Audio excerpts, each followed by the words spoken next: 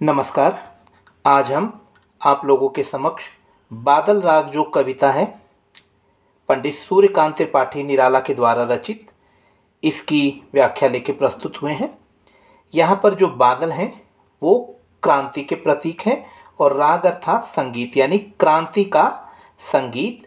और यहाँ पर हम देखते हैं पंडित सूर्यकांत त्रिपाठी निराला की जो प्रसिद्ध कविता है बादल राग। तिरती है समीर सागर पर, अस्थिर सुख पर दुख की छाया। यहाँ पर कवि कहता है कि तिरती है यानी तैर रही है, समीर, समीर अर्थात हवा, सागर, हवा के सागर पर तैर रहे हैं। कौन तैर रहे हैं? बादल तैर रहे हैं। तो हवा के सागर पर बादल मंडरा रहे हैं। कैसे मंडरा रहे हैं? अस्थिर सुख पर दुख की छाया। जिस तरीके से हमारे जो सुख होते हैं वो अस्थाई होते हैं, उन अस्थाई सुखों पर सदैव काली दुख की छाया मंडराती रहती है। ठीक उसी तरीके से आसमान में हवा के सागर पर तैर रहे हैं काले काले बादल। जैसे मनुष्य के सुख के ऊपर सदैव दुख की छाया मंडराती रहती है, ठीक उसी तरह से जग के दग्ध हृदय पर, कभी यहाँ कह रहा है जग यानी संसार, दग्ध यानी दुखी, हृदय यानी दिल। अब यहाँ पर हम आशय लेंगे कि ये जो संसार है पहले से ही दुखी है, शोषित है, पीड़ित है। निर्दय विप्लव की प्लावित माया, निर्दय यानी कठोरता से, विप्लव अर्थात यहाँ पर बाढ़, प्लावित यानी जहाँ पर जल भराव हो जाता है। बाढ़ आती है तो हम देखते हैं कि हर तरफ पानी ही पानी फैल जाता है। तो बाढ़ का जो पानी है वो हर तरफ फैल जाता है जब हम देखते हैं बाढ़ आती है और जब बारिश अत्यधिक होती है। और माया यहाँ पर खेल से आशय लिया गया है। तो एक तरीके से कवि कहना चाहता है कि यह संसार पहले से ही दुखी है, शोषित है, पीड़ित है। और उसके बाद बादलों ने क्या किया है? निर्दयता पूर्वक अत्यधिक वर्षण करके विप्लव यानी बाढ़ ले आया है।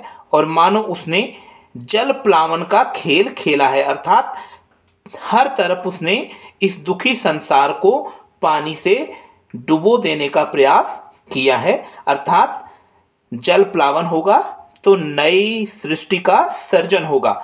तो यहाँ पर बादल जो है बदलाव के भी प्रतीक हैं, अर्थात दुखी और दलित, शोषित, पीड़ित समाज में ये बदलाव लाने वाले हैं।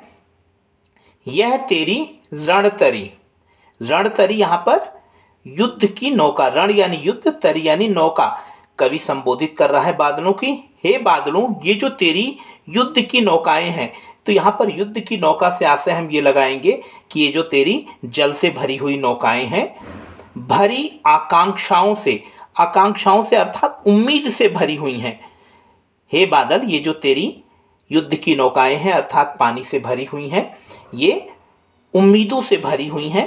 घन भेरी गर्जन, घन यानी बादल, भेरी गर्जन यानी नगाड़ा। हे बादलों, तुम्हारे नगाड़े को सुनकर सजग, सजग यानी जग जाता है, सुप्त यानी सोया हुआ, अंकुर यानी बीज। हे बादलों, ये जो तेरी युद्ध की नौकाएं हैं उम्मीद से भरी हुई हैं। हे बादल, तेरे गर्जन को सुनकर सोए हुए अंकुर जो है जग जाते हैं, अंकुर यानी बीज जग जाते हैं। उर में पृथ्वी के, कहाँ पर? जो पृथ्वी के अंदर छिपे हुए हैं। उर यानी हृदय, पृथ्वी, पृथ्वी के नीचे या पृथ्वी के उर में जो बीज छुपे हुए हैं, बादलों की गर्जन को सुनकर वो जग जाते हैं। आशाओं से यानी उन बीजों को एक आशा होती है। किस चीज की आशा होती है? नव जीवन की, कि उन्हें जब बारिश होगी तो उनको नया जीवन मिलेगा, अर्थात ऊंचा कर सिर, अर्थात उन्हें जमीन के नीचे से बाहर निकलने का मौका मिलेगा, अवसर मिलेगा। हम देखते हैं कि कोई भी अगर बीज है वो जमीन के नीचे है या मिट्टी के नीचे है, जब उसमें पानी पड़ता है तो वो बाहर निकलने लगता है। इसी तरीके से बहुत सुंदर कल्पना की है कि जब बादल आते हैं, अपने नगाड़े को बजाते हैं और वर्षा करते हैं, तो पृथ्वी के या मिट्टी के नीचे जो दबे हुए अंकुर हैं, बीज हैं, उन्हें उम्मीद होती है कि अब उन्हें नया जीवन मिलेगा और उन्हें सर उठाने का एक अवसर मिलेगा। अर्थात जब क्रांति आती है, यहाँ पर बादलों को क्रांति का प्रतीक भी माना गया है, अर्थात जब क्रांति आती है तो जो दलित हैं, शोषित हैं, पीड़ित हैं, उनको नए जीवन अर्थात सिर ऊंचा करके जीवन जीने की एक राह मिलती है, अर्थात उनको उम्मीद जगती है। ताक रहे हैं ए विप्लव के बादल, ताक रहे हैं अर्थात देख रहे हैं, ए विप्लव के बादल, विप्लव यानी हे विनाश के बादलों, ये बदलाव के लिए तेरी ओर देख रहे हैं। अब यहाँ पर हम देखते हैं कि ये जो पूरी कविता है हमारी मुक्त छंद में लिखी गई है। नंबर दूसरा हम देखते हैं कि मुक्त छंद जो है वो पंडित सूर्यकांत त्रिपाठी निराला के द्वारा ही एक मान के चलिएगा कि उन्हीं की ये देन है हिंदी लिटरेचर को मुक्त छंद। और यहाँ पर मुक्त छंद के अलावा हम देखते हैं कि इस कविता में बहुत सारे अलंकारों का भी प्रयोग हुआ है, जैसे कि यहाँ पर समीर सागर में हम देखते हैं रूपक अलंकार है, रणतरी में भी रूपक है। और यहाँ हम अगर आगे बढ़ते हैं तो यहाँ पर मानवीकरण अलंकारों का भी बहुत सुंदर प्रयोग किया गया है। मानवीकरण अलंकार हम देखते हैं इसमें कि बादल जो है रणतरी लेकर आ गए हैं, हम देख रहे हैं कि वो नगाड़े बजा रहे हैं। ये सारा का सारा हम कहीं ना कहीं मानवीकरण अलंकार की छटा इसमें देखते हैं। और पृथ्वी के उर में जो अंकुर छुपा हुआ है, सिर ऊंचा कर रहा है, ये भी मानवीकरण अलंकार का उदाहरण है। अगर हम आगे बढ़ते हैं इसमें तो इसमें हमें अनुप्रास अलंकारों की भी छटा देखने को मिलती है, जैसे तीर्ति है, समीर सागर पर, राख यावृति राख यावृति राख यावृति, ये सारा हमें अनुप्रास अलंकार की ओर इशारा करता है। यह तेरी रण तरी ताकि आवृत्ति होने से भी हम देखते हैं यहाँ पर अनुप्रास अलंकार है। इसके पश्चात अगर हम आगे बढ़ते हैं इसके अंदर तो हम ये पाते हैं कि यहाँ पर जो खड़ी बोली हिंदी के साथ साथ मुक्त छंद हमें देखने को मिलता है, विभिन्न अलंकार देखने को मिलता है। तो ये आगे की जो पंक्तियां हैं इसमें हम फिर आगे बढ़ते हैं। फिर बार बार गर्जन, कवि कहता है बार बार बादल गरज रहे हैं और यहाँ पर वर्षण है मूसलाधार और बहुत धुआंधार बारिश हो रही है। बार बार फिर बादल गरज रहे हैं, वर्षण कर रहे हैं और बहुत तेज मूसलाधार बारिश हो रही है। हृदय थाम लेता संसार, और इस वर्षण से, इस गर्जन से, इस मूसलाधार बारिश से मानो संसार क्या कर रहा है, अपना हृदय थाम लेता है, यानी भयभीत है, डरा हुआ है। वर्षण यानी बारिश। तो यहाँ पर इस गर्जन से, वर्षण से संसार क्या है, हृदय थाम लेता है, अर्थात भयभीत है।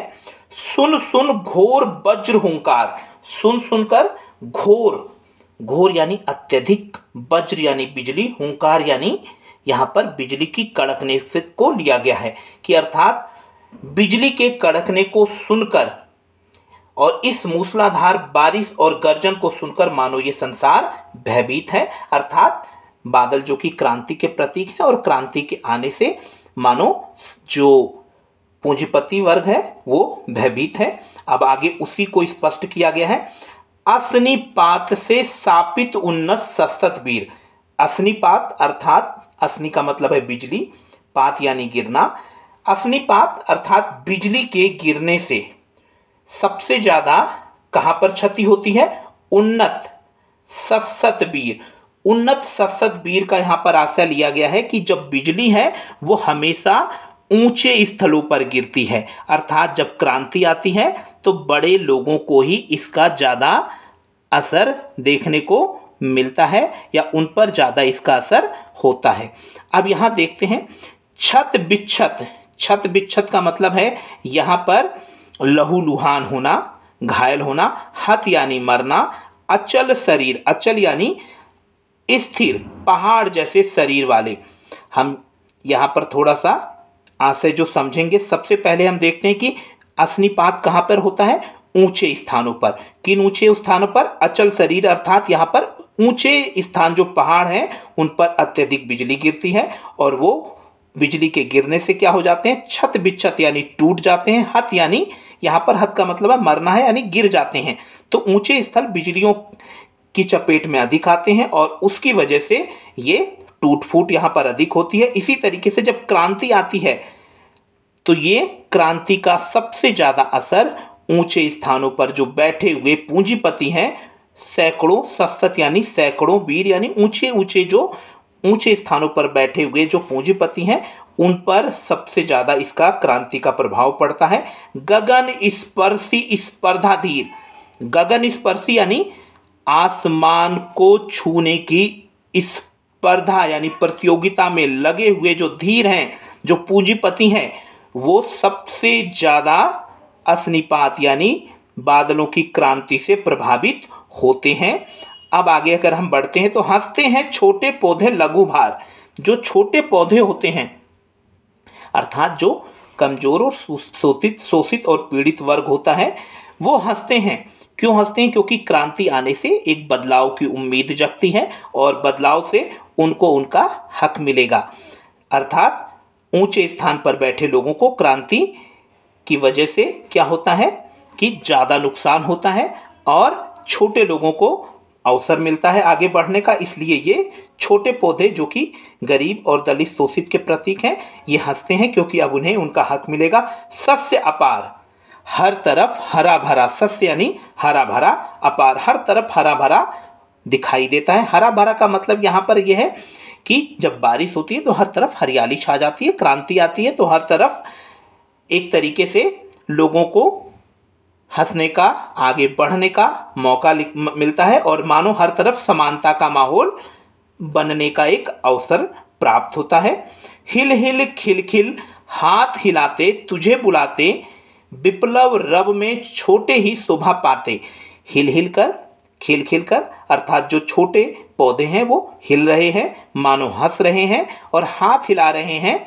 तुझे बुला रहे हैं बादल, वो तुझे बुला रहे हैं। विप्लव रव, विप्लव यानी विनाश की बाढ़ से, रव यानी कोलाहल, अर्थात विनाश के कोलाहल से अर्थात बदलाव से, क्रांति से छोटे ही शोभा पाते। जो छोटे लोग हैं, दलित पीड़ित लोग हैं, उनको इस क्रांति की वजह से लाभ मिलता है। अर्थात जब भी बदलाव आता है तो बदलाव में जो छोटे लोग होते हैं उनको आगे बढ़ने का या आगे निकल कर आने का मौका लगता है या अवसर मिलता है। तो कवि यहाँ पर कहता है कि विप्लव रब में छोटे ही शोभा पाते, अर्थात क्रांति के शोर से सदैव जो निम्न स्तर पर बैठा व्यक्ति है उसको आगे बढ़ने का अवसर मिलता है। जैसे कि जब बारिश होती है तो जो पृथ्वी के उर में जो अंकुर हैं उनको सर उठाकर बाहर निकलने का मौका मिलता है।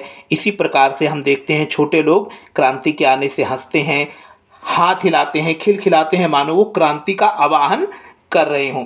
यहाँ पर हम जरा देख लेते हैं कि यहाँ पर खड़ी बोली हिंदी का प्रयोग किया गया है, मुक्त छंद में लिखी गई ये कविता है और इसके अलंकारों को अगर हम देखें तो फिर बार बार में हम यहाँ पर देखते हैं कि पुनरुक्ति प्रकाश अलंकार है। इसके बाद अगर हम आगे बढ़ते हैं तो इसमें सुन में भी पुनरुक्ति प्रकाश अलंकार और छत बिच्छत ताकि आवृत्ति होने से हम यहाँ देखते हैं कि यहाँ पर ताकि आवृत्ति होने से अनुप्रास अलंकार है। और इसी तरीके से हम आगे बढ़ें तो हिल हिल खिल खिल ये भी पुनरुक्ति प्रकाश अलंकार का उदाहरण है। और यहाँ पर आगे देखते हाथ हिलाते हुए हम पौधों को देख रहे हैं तो यहाँ पर मानवीकरण अलंकार है, बुलाते हुए देख रहे हैं मानवीकरण अलंकार है। तो यहाँ पर अनुप्रास अलंकार, रूपक अलंकार, पुनरुक्ति प्रकाश अलंकार आदि का बहुत ही सुंदर प्रयोग किया गया है। अगर बादलों को क्रांति का प्रतीक माना जाए तो इसमें हम कहीं ना कहीं वीर रस का भी प्रभाव पाते हैं या देखते हैं। आगे कवि कहता है अटालिका नहीं है रे आतंक भवन, सदा पंख पर ही होता है जल विप्लव प्लावन। यहाँ पर अटालिका यानी ये जो अटालिका का मतलब बड़े बड़े घर नहीं है रे।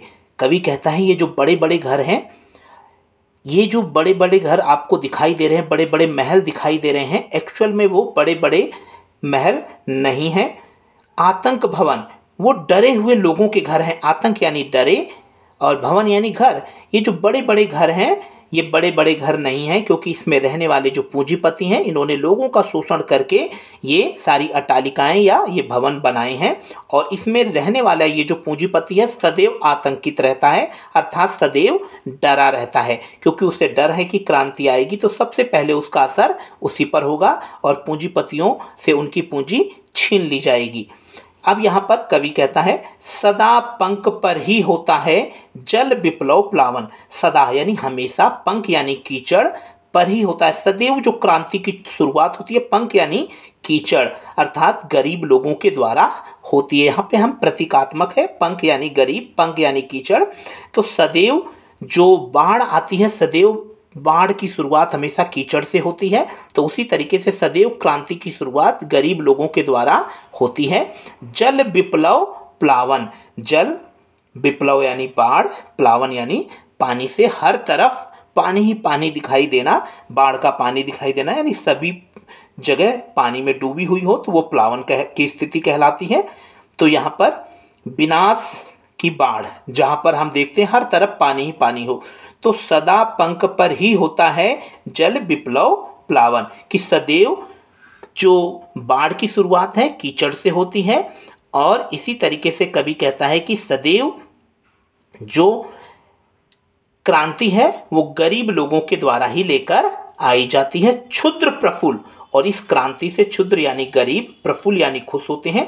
जलज, जलज यानी अमीर लोगों का प्रतीक है, पूंजीपतियों का प्रतीक है। जलज से सदा छलकता नीर, और ऐसी स्थिति में कवि कहता है कि जो अमीर लोग हैं जब क्रांति आती है तो क्या होता है, उनकी आंखों से छलकता है नीर यानी पानी, यानी उनकी आंखों से आंसू बहते हैं। आपने देखा होगा कि जो कमल है, जलज यानी कमल है, वो सदैव कीचड़ में ही उत्पन्न होता है। जब बाढ़ आती है तो ये कीचड़ बह जाएगा, क्योंकि इसी से वो अपना क्या है पोषक तत्व प्राप्त करता है। और ऐसे में जब उसको पोषक तत्व मिलना बंद हो जाएगा तो उसको दुख होगा। इसी तरीके से कवि ने बहुत सुंदर तरीके से अपनी बात को रखा है कि जो ये जलज है, ये जो अमीर है, जब क्रांति आएगी तो इसका सब कुछ छीन लिया जाएगा सर्वहारा वर्ग के द्वारा, तो ऐसे में इसकी आंखों से नीर बहेगा। और क्रांति की शुरुआत सदैव गरीब लोगों के द्वारा की जाती है, और इस क्रांति से क्षुद्र लोग प्रसन्न होते हैं, और जलज यानी जो अमीर लोग हैं, पूंजीपति लोग हैं, उनकी आंखों में दुख दिखाई देता है। रोग शोक में भी हंसता है सेसव का सुकुमार शरीर। रोग शोक, यहाँ पर बीमारी या शोक यानी दुख की स्थिति में भी गरीब का जो सेसव यानी बच्चा है या गरीब व्यक्ति है, वो हमेशा क्या करता है, मुस्कुराता रहता है। रोग शोक में भी हंसता है सेसव, सेसव यानी बच्चा, सुकुमार शरीर, कोमल शरीर वाला वो जो गरीब का बच्चा है प्रत्येक स्थिति में मुस्कुराता है। अर्थात हम ये देखते हैं कि गरीब जो होता है प्रत्येक स्थिति में अपने आप को खुश पाता है, संतोषी पाता है, और हर स्थिति में वो खुश रहता है। रुद्ध कोष है, रुद्ध कोष है, अमीर लोगों ने सारे कोष को यानी खजाने को अपने पास रुद्ध यानी रोक लिया है। क्षुब्ध तोष है, उसके बावजूद भी वो असंतोषी हैं। तोष यानी उनको संतोष नहीं है, क्षुब्ध यानी वो लालच में पड़े हुए हैं, सारा खजाना उन्होंने अपने पास रोका हुआ है। रुद्ध कोष है, सारे खजाने को उन्होंने अपने पास रोक रखा है।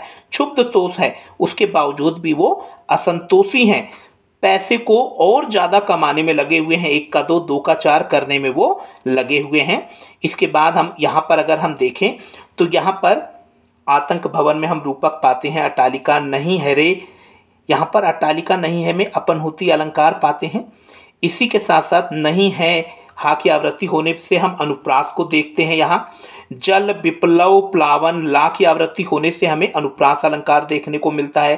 प्रफुल्ल जलज ला की आवृत्ति होने से अनुप्रास देखने को मिलता है। सुकुमार शरीर रा की आवृत्ति होने से यहाँ पर अनुप्रास देखने को मिलता है। खड़ी बोली हिंदी में लिखी गई कविता है ये, मुक्त छंद की कविता है ये। अब आगे की जो पंक्तियां हैं हम उसको देखते हैं कि आगे की पंक्तियों में कवि हमें क्या बताना चाहता है। अमीर लोगों ने सारे खजाने को अपने पास रोका हुआ है, फिर भी वो असंतोषी हैं। कवि आगे कहता है कि अंगना अंग से लिपटे भी, अंगना यानी पत्नी, अंग यानी उनके शरीर से, ये जो अमीर लोग हैं अपनी पत्नियों के गोद में मानो बैठे हुए हैं, लिपटे यानी बैठे हुए हैं। आतंक अंक पर कांप रहे हैं। उसके बावजूद भी ये डरे हुए हैं। क्यों डरे हुए हैं? हम ये देखते हैं कि कोई भी प्रॉब्लम है, अगर हम अपने किसी निकट के पास आ जाते हैं तो वो प्रॉब्लम दूर हो जाती है। लेकिन यहाँ पर ये जो अमीर लोग हैं अपनी पत्नियों के गोद में मानो बैठे हुए हैं, फिर भी वो आतंक अंक पर कांप रहे हैं। अंक अंक यानी उनका दिल, फिर भी वो डरे हुए उनके दिल हैं और वो मानो डर रहे हैं। क्यों डर रहे हैं? क्योंकि क्रांति के आने से उनका जो सब कुछ है वो छिन जाएगा। और यहाँ पर बादल जो कि बदलाव के, क्रांति के प्रतीक हैं, इनसे ये डरे हुए हैं। धनी, धनी यानी अमीर, वज्र गर्जन से बादल, वज्र गर्जन यानी बिजली के कड़कने से, यानी बादलों के गर्जन से, त्रस्त नयन, त्रस्त नयन यानी उनकी आंखों में एक तरीके से डर दिखाई दे रहा है, मुख ढांप रहे हैं और अपने हाथों से अपने मुख को वो ढक रहे हैं। यानी उनकी आंखों में डर है और वो अपने हाथों से अपने मुख को ढक रहे हैं। जीर्ण बाहु है सीर्ण शरीर। कवि कहता है कि यहाँ पर जो दलित, शोषित और पीड़ित वर्ग का जो व्यक्ति है उसकी जो बाहु यानी भुजाएं हैं वो जीर्ण यानी एकदम मान के चलिए कि कमजोर हैं, दुर्बल हैं। शीर्ण शरीर, और वो कमजोर और दुर्बल शरीर वाला है। अर्थात जो गरीब है, जो शोषित है, पीड़ित है, उसका शरीर और उसकी भुजाएं कमजोर और दुर्बल हैं।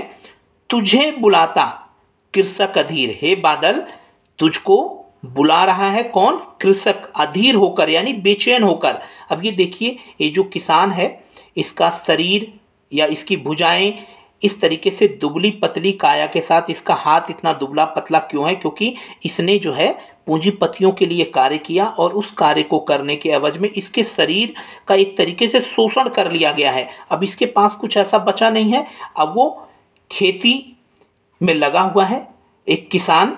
उसकी बात कवि कर रहा है कि जो ये किसान है वो अधीर होकर, हे विप्लव के बादल, वो तुझे बुला रहा है। ए विप्लव के वीर, हे विनाश के बादलों, वो तेरा आवाहन कर रहा है। वह किसान जिसकी की जीर्ण शीर्ण बुझाएं और शरीर है दुबला पतला, उसका शरीर है, और कृषक ये अधीर होकर हे विनाश के बादलों तेरा आवाहन कर रहा है। क्यों कर रहा है? चूस लिया है उसका सार। अर्थात चूस लिया यानी उसका शोषण किया गया है अमीरों के द्वारा। और मानो कि इसने अपनी मेहनत, अपने परिश्रम से इन अमीरों के लिए पूंजी जुटाई और अपने परिश्रम से इनको अमीर बनाया, लेकिन इन पूंजीपतियों ने इसका शोषण किया है और उसका शरीर जीर्ण शीर्ण हो गया है। मानो कि इसका जो सारा सार है वो शोषण अर्थात चूस लिया है, अर्थात उसका शोषण कर लिया गया है। हाड़ मात्र ही है आधार, और उसके शरीर में अब महज हड्डियों का ढांचा ही बचा हुआ है। अर्थात उसने इतनी मेहनत की, उसके शरीर एकदम दुबला पतला हो गया है और इस कारण उसके शरीर में सिर्फ हड्डियों का ढांचा मात्र ही बचा हुआ है। ए जीवन के पारावार, पारावार यानी जीवन के समुद्र। हे जीवन के पारावार, हे जीवन देने वाले बादलों, अब वो तेरा आवाहन करता है और वो चाहता है कि तुम बरसो, जिससे कि उसकी फसल अच्छी हो और उसका जीवन भी सुखमय हो। अर्थात बरसो, विनाश लेकर आओ, जिससे कि परिवर्तन आए और परिवर्तन आने पर इस शोषित पीड़ित को भी इसका हक मिल सके। तो एक बार पुनः हम देख लेते हैं कि अपनी पत्नियों के समक्ष होते हुए भी ये जो अमीर लोग हैं वो बादलों के गर्जन से डरे हुए अपने मुख को ढक रहे हैं और जीर्ण शीर्ण शरीर और भुजाओं वाला एक कृषक हे विनाश के बादलों तुम्हारा आवाहन कर रहा है। क्यों कर रहा है? क्योंकि उसका शोषण कर लिया गया है और उसके शरीर में महज हड्डियों का ढांचा मात्र बचा है।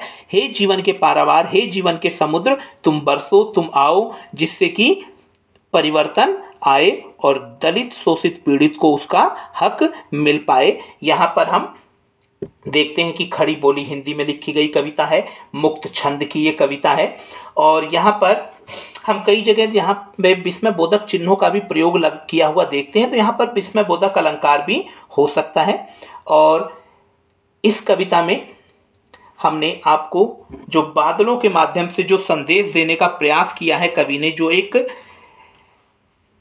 स्थिति उत्पन्न की है कि जिसमें परिवर्तन आता है बादलों के द्वारा, उसको क्रांति से जोड़कर, बादलों के संगीत से जोड़कर बदलाव की समाज में उम्मीद की बात की गई है। और यहाँ पर जहाँ हम देखते हैं कृषक जो कि जीर्ण शीर्ण बुझाओं वाला हमें दिखाई दे रहा है, तो ये सब देखकर हमें कहीं ना कहीं करुणा का भाव भी इस कविता में देखने को मिलता है।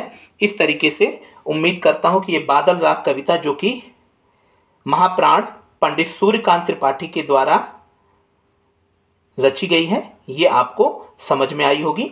धन्यवाद।